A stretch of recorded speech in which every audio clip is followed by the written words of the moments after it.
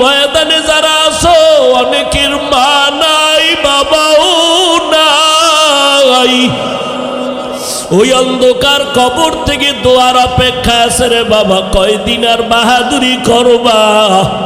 ওই মা বাবার কবরে গিয়া সালাম জানাও। আমার মায়ার নবীও বড় ইয়তীম। ও যুবক, ওই মার অন্তরে কষ্ট দিয়ে আগাইতে পারবি না রে যুবক। পায়ে হাত রেখে বলি, মা বাবার দোয়া নিয়ে চল। একটা যুবক কবরের কিনারায় ঈদের দিন দাঁড়ায় দাঁড়ায় কান্না করে। ও যুবক, তুমি ঈদের দিন আনন্দ করবা কেন, কাঁদো? যুবক বলে, গত ঈদে আমার মার দোয়া নিয়া বাবার নিয়া নামাজ আদায় করেছিলাম। আজকে যখন ঈদের নামাজে রওয়ানা, হঠাৎ দেখি মায়ের বিছানাটা খালি। যেই মা আমার মাথায় হাত দিয়া দোয়া করে দিত, আজ আমার মা নাই, কে আমার মাথায় হাত বুলায় দোয়া করবে? যেই মা রাতে ঘুমায় না, সন্তানের চিন্তা। ও সন্তান, ওই মা বাবার কাছে যদি বেঁচে থাকে গিয়া দোয়া নাও। মা বাবার দোয়া ছাড়া আগানোর কোনো পথ নাই। আল্লাহর কাছে তৌফিক চাও, তওবা করো। জীবনে তো গুনাহ কম করি নাই, মনে হয় যেন আমার মতো জাহান্নামী কেউ নাই। আমার গুনার কারণে আমার হাত না পাক, জিহ্বা না পাক, অন্তর না পাক, চোখ না পাক।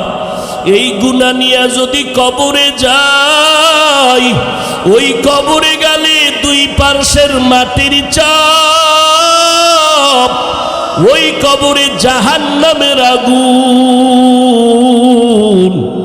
আল্লাহর নবী বলেন, ওই কবরে যদি তিনটা প্রশ্নের জবাব দিতে না পারো, জাহান্নামের আগুন কবর ভরে যাবে। আল্লাহ পাক গাইবি আওয়াজ দিয়া বলবেন, রে কবরের মাটি, এই গুনাহগার নাফরমানকে জোরে জোরে চাপ দাও। এমন জোরে চাপ দিবে পাজরের হাড় চুরমার হয়ে যাবে। গভীর রজনী, সবাই ঘুমিয়ে গেল। আসমানের ফেরেশতারা, এ জমিন ঠান্ডা নীরব।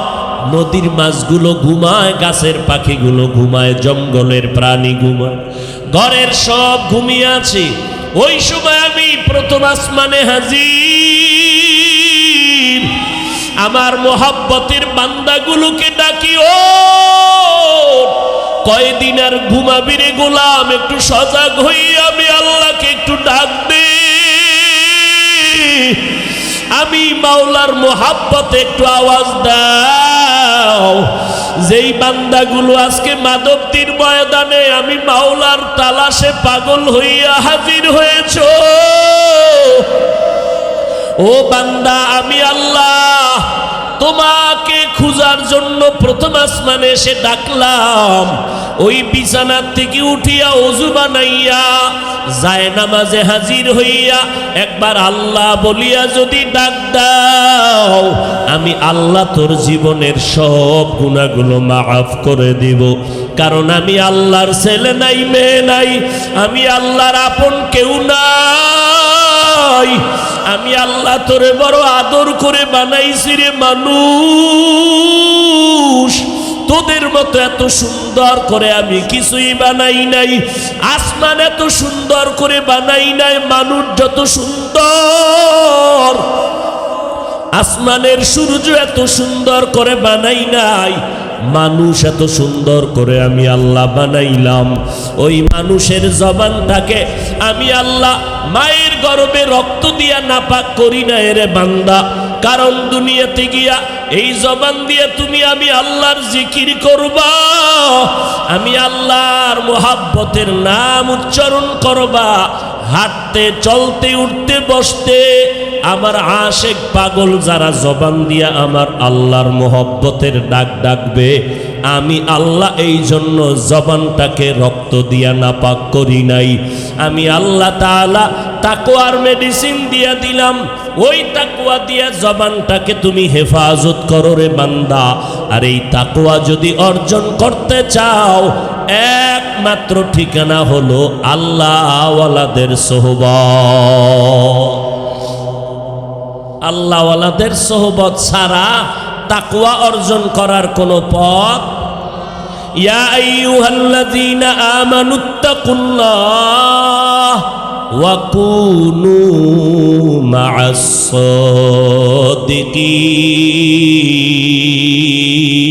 সাদিকিন।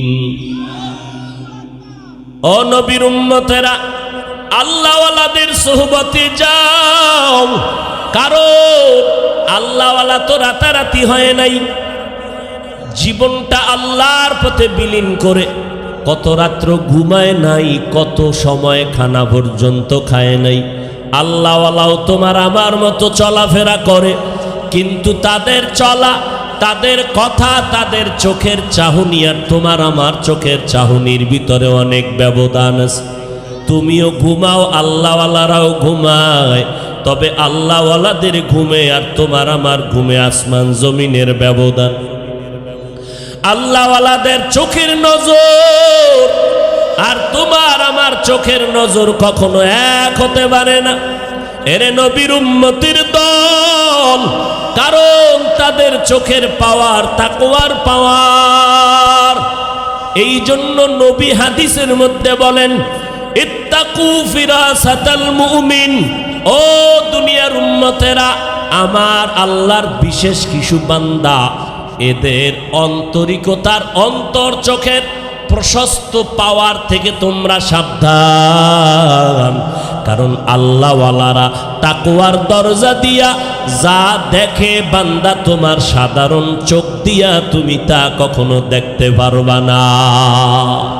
আউলিয়ারা কারে উকবা ইখতিয়ার, জাহেলারা কারে দুনিয়া ইখতিয়ার।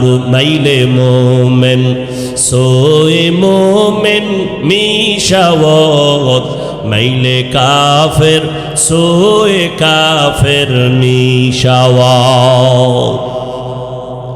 সুলতান মাহমুদ গজনবী রহমতুল্লাহ আলাইহি, তিনি একদিন ওই যুগের তার এলাকার বড় একজন আল্লাহর গোলাম ওলিয়ে কামেল আবুল হাসান খেরকানি রহমতুল্লাহ আলাইহি, তার দরবারে এসে সুলতান মাহমুদ গজনবী বলেন, হযরত, আমি এই গজনবীর রাষ্ট্র পরিচালনা করি, আমি আপনার কাছে আসছি।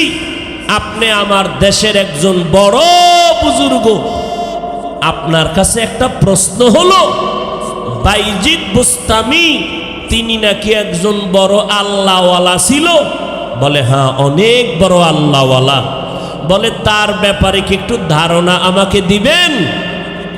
আবুল হাসান খেরকানি রহমতুল্লাহ আলাইহি বলেন, ও সুলতান মাহমুদ, বাইজিদ বুস্তামির কথা তোমাকে কি বলবো। আল্লাহ তাকে এত পাওয়ার আর মারেফতের পাওয়ার আল্লাহ তাকে এই পরিমাণ দান করেছেন, তাকওয়ার পাওয়ার আল্লাহ তাকে এত পরিমাণ দিয়েছেন। কোন বেঈমান যদি বাইজিদ বুস্তামির চেহারার দিকে এক নজর দেখতো, সাথে সাথে কালেমা পড়ে ফেলতো। বাইজিদের চেহারার দিকে বেঈমান নজর দিলেই কালেমা পড়ে ফেলতো। এ পাওয়ার কে দিছেন? এটা কি বান্দার কোনো বাহাদুরি? আর এই বাইজিদ এই পাওয়ার কই পাইল? এর পেছনে অবশ্যই কারো না কারো দোয়া লাগবে। আপনারা জানেন, বাইজিদের দোয়া করতে গিয়া তার মা কলিজা ভরে দোয়া করেছিলেন। ওই বাইজিদের মায়ের দোয়ার কারণে আল্লাহ জগতের বড় একজন কুতুবুল আলম বানায় দিয়েছে। একটি গেলাস পানির ফলে বাইজিদের কোলে তুলে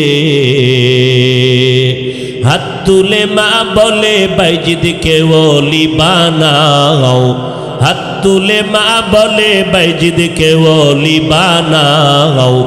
মায়ের দোয়া লও হে মুমিন, মায়ের দোয়া লও, মায়ের দোয়া লও হে মুমিন, মায়ের দোয়া লও। বিপদে পড়বে না তুমি যখন যেথায় যাও, মায়ের দোয়া লও হে মুমিন, মায়ের দোয়া লও। যার কারণে বাইজিদেরই নাম ছড়িয়েছে বিশ্বভুবন।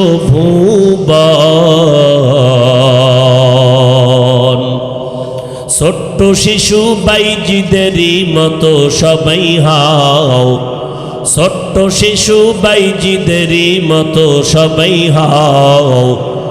মায়ের দোয়া লও হে মুমিন, মায়ের দোয়া লও, মায়ের দোয়া লও হে মুমিন, মায়ের দোয়া লও। বিপদে পড়বে না তুমি যখন যেথায় যাও, মায়ের দোয়া লও হে মুমিন, মায়ের দোয়া লও, মায়ের দোয়া লও হে মুমিন, মায়ের দোয়া লও। আল্লাহ তাআলা বাইজিদকে মায়ের দোয়ার কারণে এত দামি বানিয়েছেন, চেহারা দিয়ে তাকাইলে হাজারো বেঈমান কালেমা পড়ে ফেলতো। এ নবীর উম্মতের দল, ওই মা বাবার দোয়া ছাড়া আল্লাহর কসম এই চেয়ারের মধ্যে বসে কথা বলার পাওয়ার হতো না যদি মা বাবার চোখের পানি আর দোয়া না থাকতো। ও ভাই, তুমি আজ টাকা বা পয়সা বাড়ি গাড়ির মালিক মনে করেছো তোমার শক্তি, না না, মা বাবার চোখের পানি আর দোয়া। পরীক্ষা, মাকে বললাম মা দোয়া করো, আগামীকাল পরীক্ষা। মা রাতের বেলা ঘুমায় না, নামাজের মুসাল্লায় দাঁড়ায় চোখের পানি ছেড়ে দোয়া করেছে, ও আল্লাহ তুমি আমার সন্তানের কবুল করে নিও, আমার সন্তানটাকে তুমি পরীক্ষায় কামিয়াব করে দাও। এরে নবীর উম্মতের দল, যেই মা তোমাকে আমাকে না খেয়ে কষ্ট করে বড় বানাইয়া আজকে মা বাবার দোয়ার কারণে তুমি আজ আলেম, মাওলানা, মুফতি, চেয়ারম্যান, মেম্বার হয়েছে, টাকা পয়সা গাড়ি বাড়ির মালিক, ওই মা বাবার দোয়া ছাড়া হতে পারো না। এরে মুমিন, যেই মা বাবা কত কষ্ট করেছিলেন, মাঝে মাঝে আব্বা জানের মনে চাইতো একটা আঙ্গুর খাবে, বেদানা খাবে, কিন্তু টাকা নাই। আজকে তুমি সন্তান, তোমার ঘরে ফলের অভাব নাই, কিন্তু যেই মা বাবা আশা করেছিল তারা আজ দুনিয়াতে বেঁচে নাই। কে খাবে তোমার ওই ফল? কে খাবে তোমার ফ্রিজের মাছ? ওই মা বাবার দোয়া ছাড়া সামনে আগানোর কোনো পথ নাই। ওরে নবীর উম্মতের দল, আল্লাহ পাক রব্বুল আলামিন বলেন, বান্দা বাহাদুরি করিস না। কয়দিন আর দুনিয়াতে বাহাদুরি করবি? কই যমুনা গ্রুপের মালিক, এত টাকার মালিক, আর সব পরে রইল, টাকাওয়ালা নাই। কিসের বাহাদুরি করো? আমাদের ওই নদী পথে বরিশালে রাতের বেলা লঞ্চের ভেতরে আগুন, কত মা বাচ্চা কোলে নিয়ে কেবিনের মধ্যে ঘুমায়। ঘুমের ভেতরে হঠাৎ সজাগ হইয়া দেখে চারপাশে আগুন, কোথাও বের হওয়ার কোনো কায়দা নাই। এক আল্লাহ পাকের বান্দি বাচ্চাটারে কোলে নিয়া স্বামীর হাত ধরে বলে, চলো ছাদে, লঞ্চের ছাদে চলো। ছাদে গিয়া কয়, স্বামী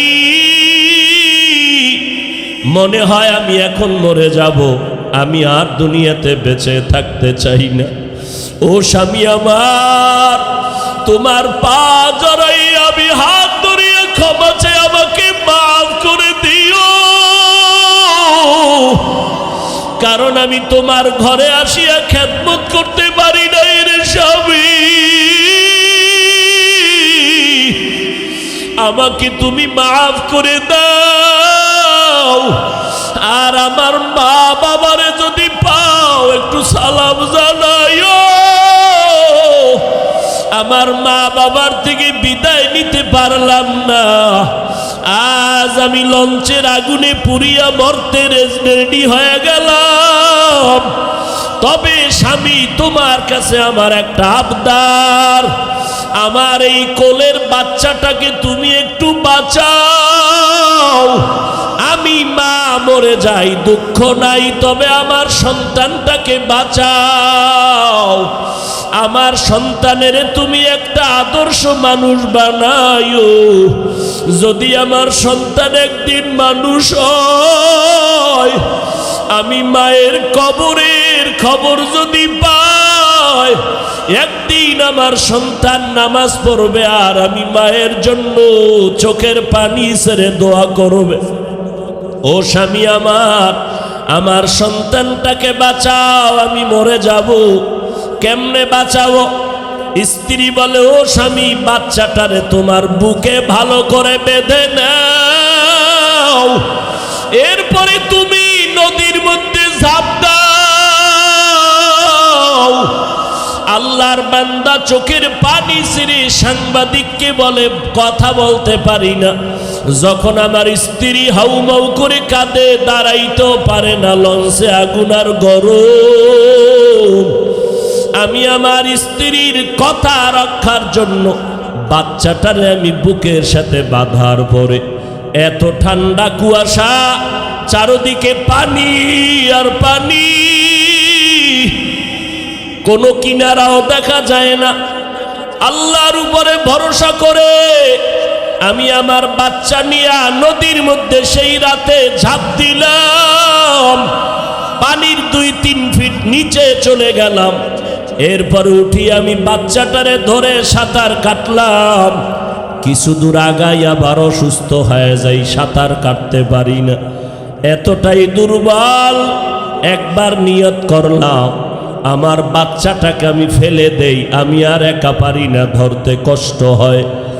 এইভাবে আবার স্ত্রীর কান্নার কথা মনে পড়ে আবার বাচ্চাটারে কোলে জড়ায় নিলাম। এইভাবে করে করে সাঁতার দেই, দুর্বল হয়ে যাই। এভাবে করে করে এমন এক পর্যায়ে গেলাম, মনে হয় যেন আমি বেহুশ। আল্লাহর কুদরত বুঝি না, হঠাৎ তাকায় দেখি কখন আমার বাচ্চাটা আমার থেকে আলাদা হয়ে গেল। আমি খুঁজিয়া দেখি না, আমার বাচ্চাটারে খুঁজে পাই না। কই, আমি একা একা হয়ে গেলাম, আমার বাচ্চা নাই। আমার স্ত্রী যেই বাচ্চার জন্য নিজে মরতে গেল, ওই বাচ্চাটারে বাঁচাতে পারলাম না। বাইতুল মুকাররম মসজিদ কার ঘর? মক্কা শরীফের মসজিদ কার ঘর? মসজিদে নববীও আমার আল্লাহর ঘর। তবে মক্কার ঘরের এত দাম, বাইতুল মুকাররমের এই দামটা নাই। কারণ আল্লাহ মাধবদীর মসজিদকে বলেন না এটা আমার ঘর, ডাইরেক্ট ইশারা করে। বাইতুল মুকাররমকে বলেন না এটা আমার ঘর। আল্লাহ মক্কার জমিনে এমন একটা ঘরকে বলেছেন বাইতুল্লাহ, আমার একটা ঘর। ইন্না আউয়ালা বাইতিন উযিআ লিন-নাস লাল্লাযী বিবাক্কাতা মুবারাকান ওয়া হুদান লিল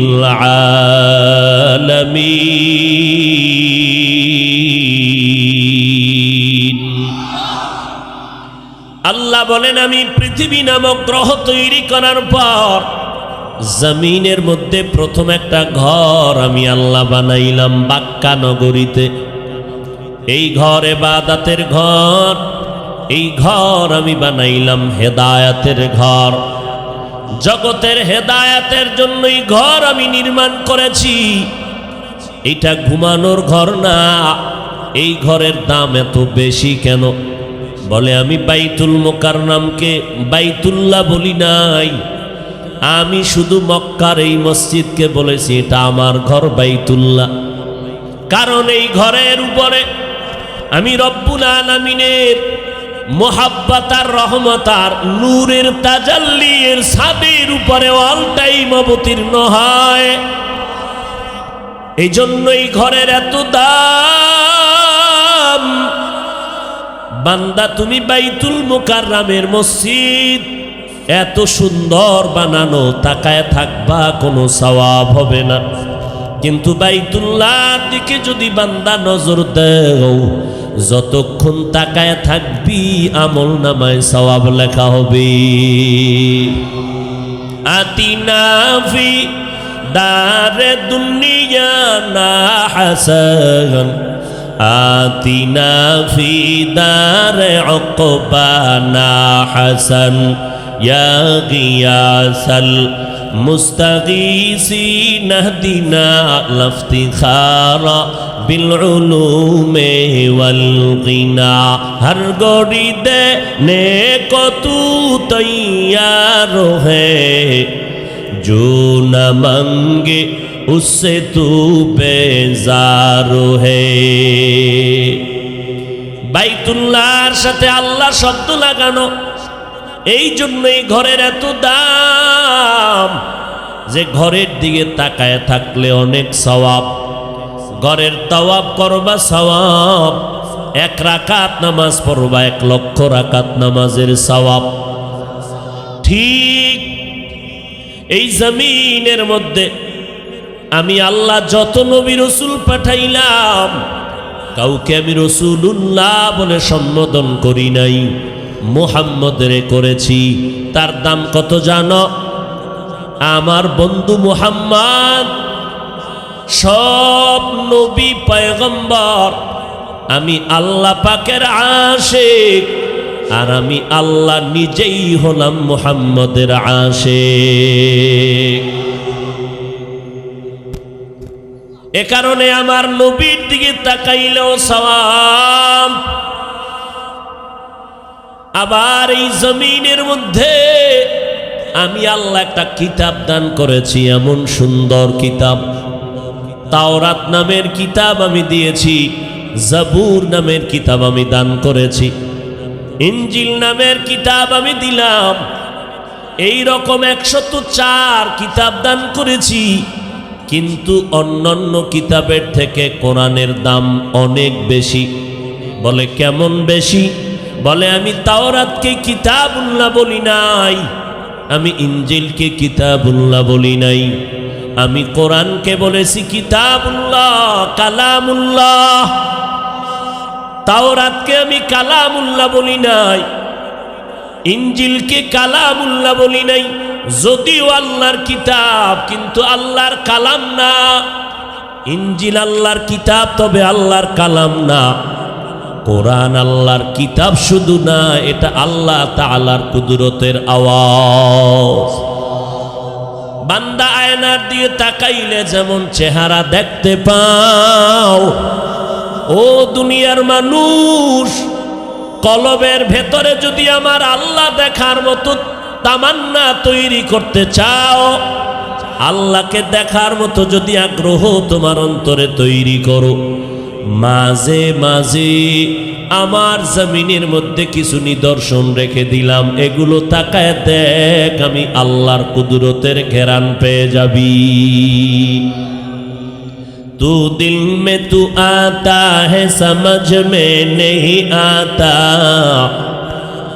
तू दिल में तू आता है समझ में नहीं आता, बस जान लिया मैं तेरे पहचानो यही है, बस जान लिया मैं तेरे पहचानो यही है।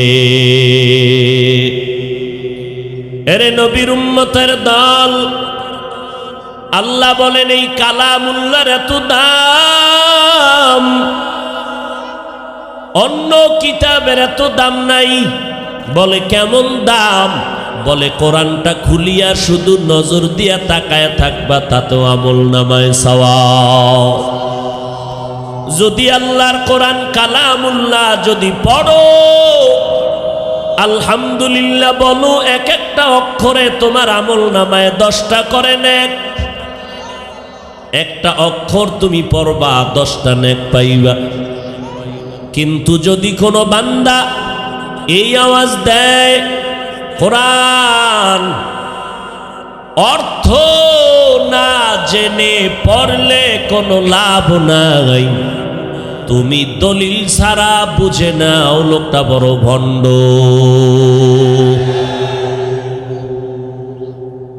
কিয়ামতের আলামত ফিতনার ফিতনা, মুমিনে আর বেঈমানে না।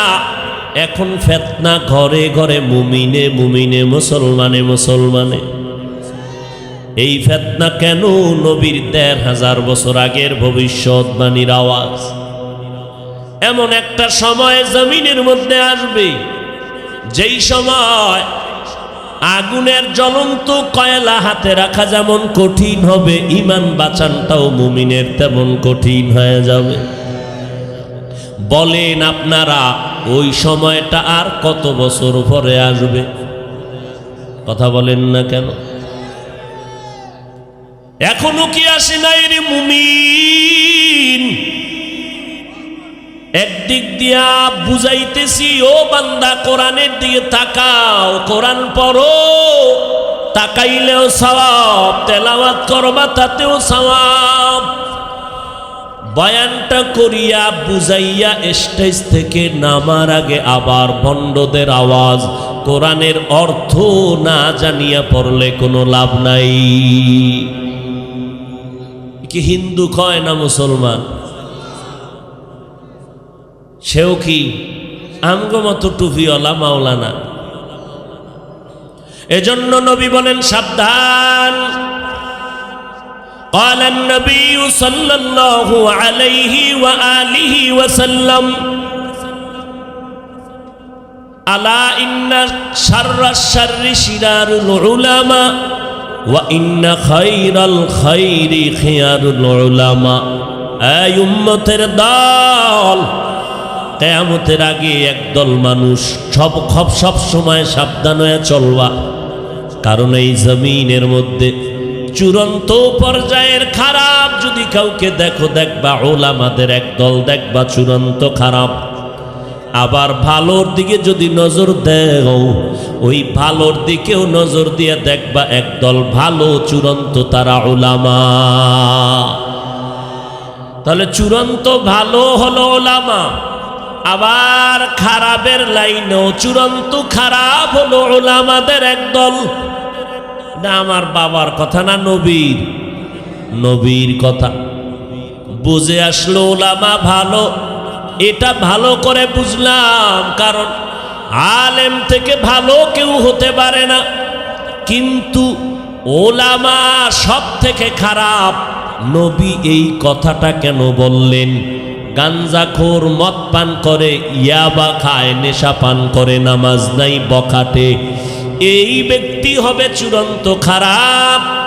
নবী একটা মদখোর, জেনা করনেওয়ালা, গাঞ্জাখোরের চূড়ান্ত খারাপ না বলে একজন উলামাকে নবী চূড়ান্ত খারাপ বললেন কেন?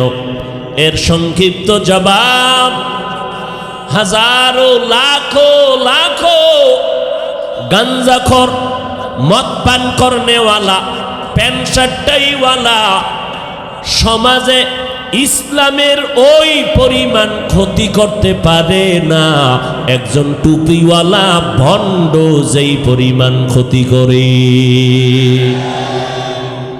এলমেরা জাজু করদন বেহিসাব, খলকে দাদন জবাবে बासवाब हक न दारद दोस्ते खल्का जारेरा निस्त ई खसलत के दिन दारेरा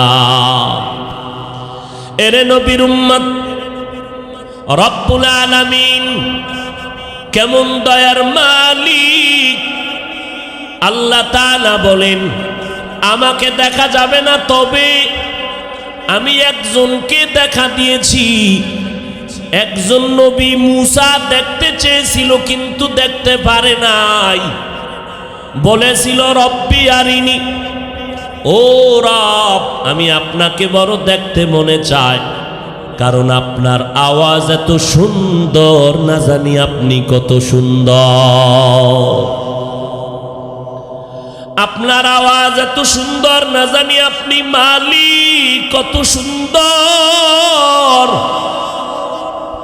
আপনার সাজানো আসমানটা কত সুন্দর না জানি আপনি আল্লাহ কত সুন্দর মুসা নবী দেখতে চেয়েছেন আল্লাহ বলেছেন লান তারানি আমাকে দেখা যাবে না আর আমি আমার নবী মুহাম্মদের আমি মোহাব্বত করে দাওয়াত দিয়া আমি আরশে আজিমে নিয়েছি আমার মনে চেয়েছে আমার বন্ধুর সাথে দূরে রেখে কত কথা বলবো একটু আমার বাড়িতে আমি দাওয়াত দেই আমি জিবরাইল আমিরে বললাম ও জিবরাইল জান্নাতের মধ্যে যাও আমার বন্ধুর জন্য একটা বোরাক নিয়ে যাও আমার বন্ধুকে দাওয়াত দিয়া বাইতুল্লাহর কিনারায় চাচাতো বোন উম্মে হানির ঘরে ঘুমায় আমার নবীরে দাওয়াত দিয়া নিয়ে আসো আল্লাহর অর্ডারে জিবরাইল আমিন জান্নাতের মধ্যে গিয়া বোরাক সাজাইয়া বাইতুল্লাহর কিনারায় হাজির হয়ে গেলেন আমার নবীকে ঘুম থেকে সজাগ করলেন বোরাকের উপরে উঠাইয়া 1 মাসের পথ বাইতুল্লাহ থেকে বাইতুল মাকদিসের মধ্যে নবীকে নিয়ে গেলেন ওখান থেকে আল্লাহ পাক রব্বুল আলামিন আসমানের সফর শুরু করলেন মেরাজ সুবহানাল্লাযী আসরা বিআবদিহি লাইলাম মিনাল মাসজিদিল হারাম ইলাল মাসজিদিল আকসা আল্লাযী বারাকনা হাওলাহু লিনুরিয়াহু মিন আয়াতিনা ইন্নাহু হুয়াস সামিউল বাসীর আল্লাহ পাক রব্বুল আলামিন বলেন আমি এমন পবিত্র সত্তা অসম্ভবটাকে আমি আল্লাহ রাতের সামান্য সময় সম্ভব করে আমার নবীর বাইতুল্লাহ থেকে ডাকলাম প্রথম আসমান এই জমিন থেকে 500 বছরের উপরে দূর প্রথম আসমান নবী বলেন আমি 500 বছরের দূরত্বের পথ সেকেন্ডে চলে গেলাম প্রথম আসমানে গেলাম গিয়া দেখি আসমানের মধ্যে 2টা দরজা লাগানো আছে দরজার মধ্যে নূরের তৈরি তালা লাগানো আছে 2টা করে দরজা একটা করে নূরের তৈরি দোনো দরজায় তালা লাগানো আর ওই তালার চাবি হলো বিসমিল্লাহির রহমানির রহিম আল্লাহ পাক রব্বুল আলামিন এ বিশাল আসমান প্রথম আসমানটা আবার 500 বছরের দূরত্বের মতো মোটা এর উপরে আবার খালি জায়গা 500 বছরের দূরত্ব এর উপরে দ্বিতীয় আসমান 500 বছরের মোটা এর উপরে আবার তৃতীয় আসমান এইভাবে করে 7 আসমান নবী বলেন এক এক করে আমি 7টা আসমান ভেদ করলাম এর উপরে আল্লাহ একটা নূরের ঘর বানাইছেন বাইতুল মামুর 70,000 রহমতের ফেরেশতা ওয়াল টাইম ওই বাইতুল মামুরকে তাওয়াফ করে একবার যারা সুযোগ পাবে কিয়ামতের আগে আর কখনো সুযোগ মিলবে না আল্লাহর নবী বলেন ওখান থেকে উপরে সিদরাতুল মুনতাহা একটা বড় বড়ই গাছ তেলের ড্রামের মতো বড় বড় একটা বড়ই আর পাতাগুলো হলো হাতির বড় কানের মতো পাতা। নবী বলেন, ওখান থেকে আমি আল্লাহর বাড়িতে রওনা হয়ে গেলাম। অনেক উপরে চলতেছি, আল্লাহ আমাকে নিতেছেন অন্ধকারের স্তর পেরিয়ে, অনেক উপরে উপরে যাইতেছি, অনেক উপরে, যেটাকে লামাকা লাজামা বলা হয়। এগুলো পেরিয়ে হঠাৎ দেখি উপরে একটা পর্যায়ে পানি আর পানি। ওই পানির স্তর পেরিয়ে আরো উপরে চলে গেলাম। উপরে গিয়া দেখি নূরের তৈরি আরশে আজিম। 8 জন ফিরিস্তা নূরের তৈরি আরশে আজিম কাঁধের মধ্যে নিয়ে দাঁড়ানো। 8 জন ফিরিস্তার কাঁধে নূরের তৈরি আরশে আজিম, আর এদের পা হলো জমিনের নিচে। আমি রসুল আরশে আজিমের ভেতরে গেলাম। এর উপরে আবার আল্লাহর কুরসি। ওই কুরসিটাও আল্লাহ পাক 8 জন ফেরেশতার কাঁধে রেখেছেন, আর তাদের পা হলো জমিনের নিচে। কুরসিটা কত বড়! আল্লাহ বলেন, ওয়াসিআ কুরসিয়্যুহুস সামাওয়াতি ওয়াল আরদ। কুরসি এত বড়, আসমান জমিন কুরসিটা গ্রাস করে নিচে। রব্বুল আলামিনের আসন হলো সেই কুরসি। আল্লাহ পাক আমার মায়ার নবী, আপনার মায়ার নবী রহমাতুল লিল আলামিনকে সেখানে হাজির করলেন। রব্বুল আলামিন সামান্য সময় আমার নবীকে ওখানে বসাইলেন, আল্লাহর কাছে ডাকলেন। যদিও মনে হয় সামান্য, জানা নাই আল্লাহ কত শত বছর কাটায় দিলেন। আল্লাহর নবী বলেন, এই যে বিশাল সফর করে মেরাজ করে আসলাম, কত সময় লাগছে জানি না, তবে আমি বাইতুল্লাহর কিনারায় ঝমঝম কূপের পানি দিয়া ওযু বানাইয়া যে রওনা হয়ে গেছিলাম, আমি মেরাজ করিয়া আল্লাহর থেকে কথা শেষ করিয়া বাইতুল্লাহ এসে দেখলাম ওযুর পানি এখনো গড়াইয়া পড়তেছে। কাদের কুদরত দারি বার কামাল, আন্তা রব্বি আন্তা হাসবি জুল জালাল, তুহি কাদের জলিলুল্লাহ জাহাদার, বহর হালে তুহি মেরা নেগাহদার।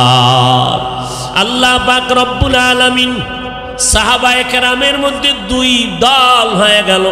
কেউ বলেন আল্লাহর নবী যে আল্লাহর বাড়ি গেলেন, আল্লাহকে ডাইরেক্ট দেখিয়া নবী কথা বলে এরপরে আসছেন। কেউ বলেন না, রব্বুল আলামিন পর্দার আড়াল থেকে আমার নবীর সাথে কথা বলেছেন। আমার মায়ার নবী আল্লাহকে দেখলেন। আল্লাহ কেমন? বলে এটা বুঝার জিনিস, বুঝানোর জিনিস না। আল্লাহ একজন আছে, আওয়াজ নাই, কোনো লাহান নাই। আল্লাহ আছে কথা সত্য। আমরা সব সময় আম দুধ কলা দিয়া খানা খাই, একজনে ইলিশ মাছ দিয়া খানা খাইয়া সারাটা দিন বলে এত মজা, এত মজা, এত মজা। একজনে বলে ভাই তুমি বারবার মজা মজা জিকির করো, বলো মজা জিনিসটা লাল না কালো, তার কালার কি? বলে মজা এটা অনুভব করার জিনিস, বুঝাবার কোনো জিনিস না। আমার আল্লাহকে আমার নবী দেখেছেন। আমার আল্লাহ কেমন এটা অনুভব করার জিনিস, বুঝানোর কোনো ভাষা নাই। হিচে কাসদর মুলকে উ আম্বাজনে কৌলে উরা লাহনে নে আওয়াজ নে। তবে আল্লাহকে দেখা না গেল, আল্লাহর কুদরতের কিছু ঘেরান নেওয়ার মতো রাস্তা আল্লাহ রেখেছেন। বলে কেমন? বলে একটু আমার কালাম কোরআনের আয়না খুলিয়া তাকাও, আল্লাহর কুদরতের ঘেরান পাওয়া যায়। বাইতুল্লাহর দিয়ে যদি তাকাও, আল্লাহর কুদরতের ঘেরান পাইবারে মুমিন। আল্লাহওয়ালার সোহবতে যদি যাও, আল্লাহর কুদরতের ঘেরান, ওই আল্লাহর মোহাব্বত যদি চাও, আল্লাহর মোহাব্বত নেওয়ার জন্য বান্দা আমেরিকা যাওয়া লাগবে না, লেবানন, লন্ডন যাওয়া লাগবে না। আমার আল্লাহ বলে, রে বান্দা, তুই আমি আল্লাহকে যদি তালাশ করো, ও বান্দা কই খুঁজবি? আল্লাহওয়ালারা বলেন, মান আরাফা নাফসাহু ফাকাদ আরাফা রাব্বাহ। যেই বান্দা নিজেকে চিনে, সেই বান্দা আমার আল্লাহকেও চিনে ফেলে। আমরা আল্লাহকে চিনি না কেন? নিজেকে চিনি না, এই জন্য আল্লাহকেও চিনি না। আমরা নিজেকে চিনি বড় টাকাওয়ালা, আমরা নিজেকে চিনি বড় মাওলানা, আমরা নিজেকে চিনি বড় কোটিপতি, বাড়ি গাড়ির মালিক। কিন্তু না, আমাকে চিনো। বান্দা যে নিজেকে চিনবে, সে আল্লাহকে চিনবে। নিজেকে চিনেছেন সাহাবায়ে কেরাম, আম্বিয়ায়ে কেরাম, আল্লাহ পাকের খাস আশিকরা নিজেকে চিনেছেন তো আল্লাহকে চিনেছেন। নিজেকে চিনতে গিয়া এতটুকু পর্যায়ে পৌঁছে গেছেন, কি বলেছেন?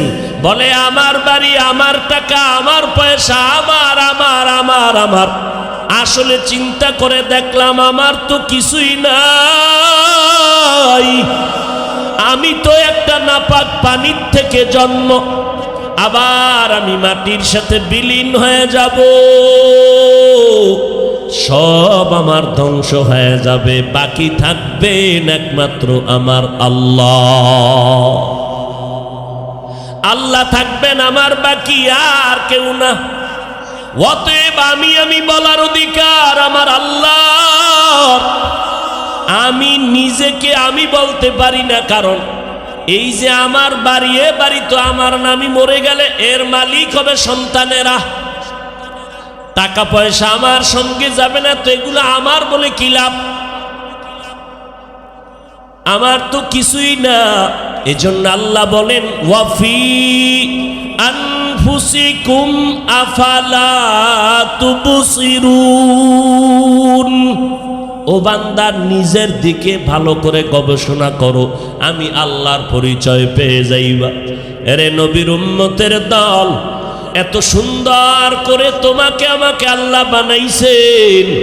এক ফোঁটা নাপাক পানির থেকে মায়ের গর্ভে আল্লাহ রেখে কেমন সুন্দর করে বানাইলে। এত বিশাল আসমান জমিন আল্লাহ বানাইলেন 6 দিন লাগাইয়া। কয়দিন? ফি সিত্তাতি আইয়াম। 6 দিনে আসমান জমিন বানিয়েছেন। কিন্তু তোমার মতো এক হাতের বান্দাটাকে বানাইতে মায়ের গর্ভে আল্লাহ সময় নিছেন প্রায় 10 মাসের মতো। কেন?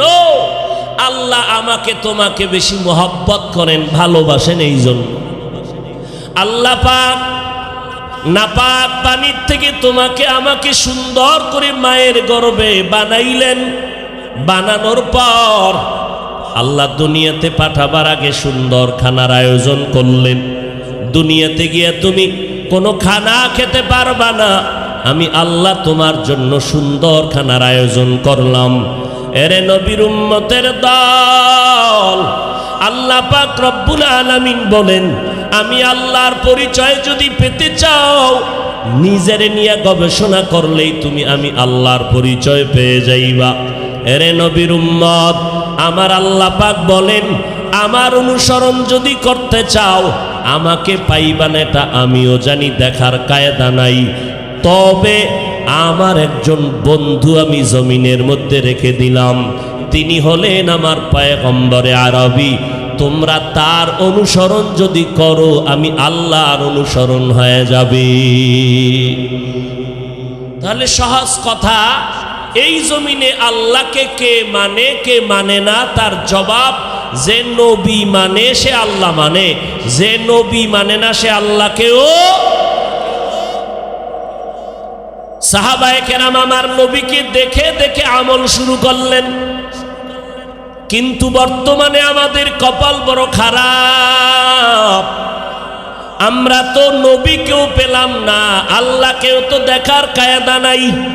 তো আমরা নবীর অনুসরণ কেমনে করি?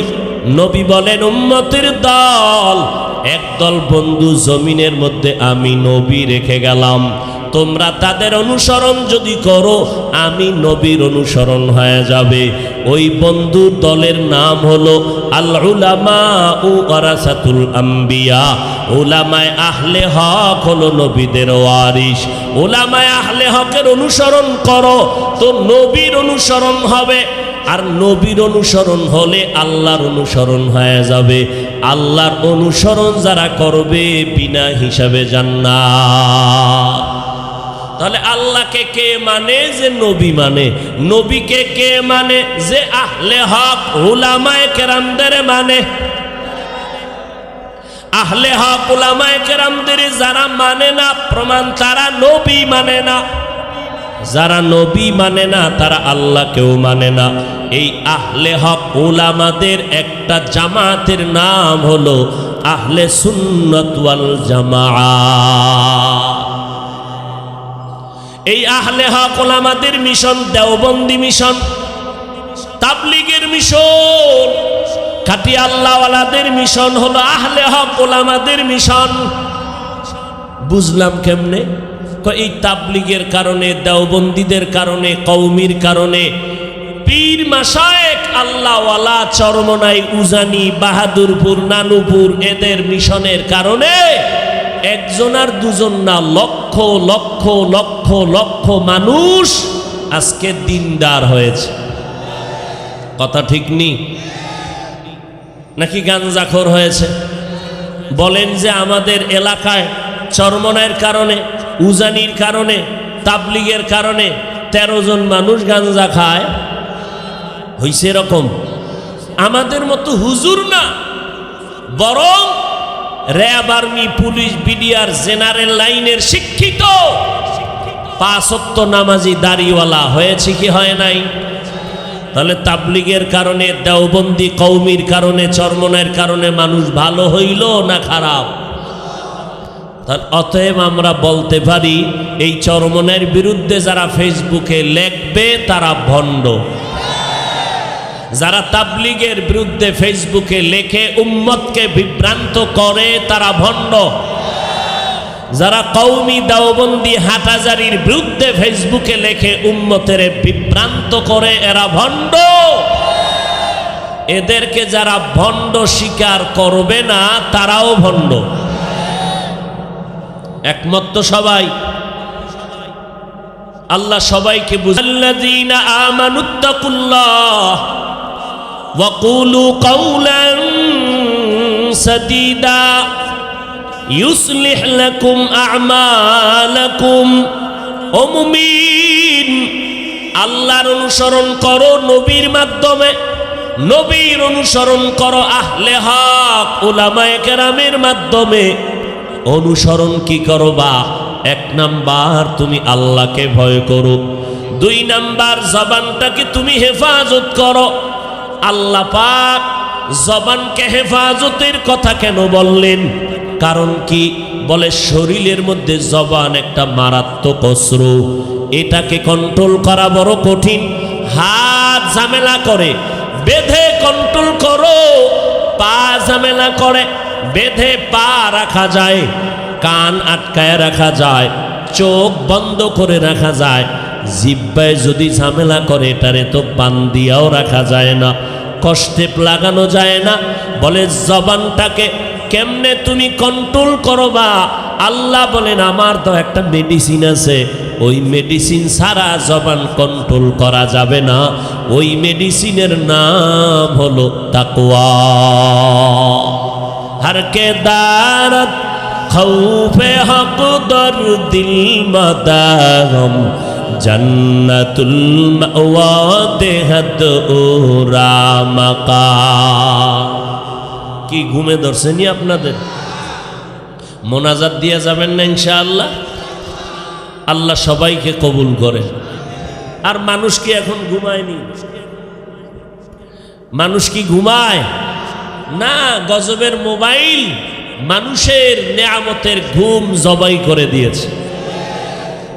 সারা রাত ফেসবুক শরীফ নিয়ে ঘোরাফেরা করে আমার যুবকেরা, কখন রাত্র 2টা 3টা বাজলো খবর নাই, অথচ ওই টাইম হলো তাহাজ্জুদের টাইম।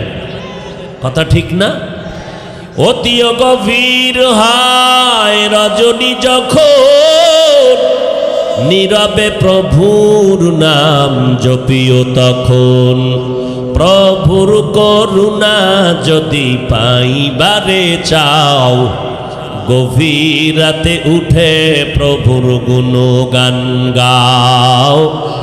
গভীর রাতে উঠে প্রভুর গুণগান গাও। এরে নবীর উম্মতের দল, ভালো করে বুঝো। আল্লাহ তাআলা বলেন, আমি ফজরের সময় জমিনের মধ্যে আসি, আমি জহুরের সময় আসি বলেন নাই। আল্লাহ তাআলা বলেন, আমি আসরেও না, মাগরিবেও না, এশায়ও না, এমন একটা টাইম যেই টাইমে আমি আল্লাহ প্রথম আসমানে হাজির হয়ে যাই।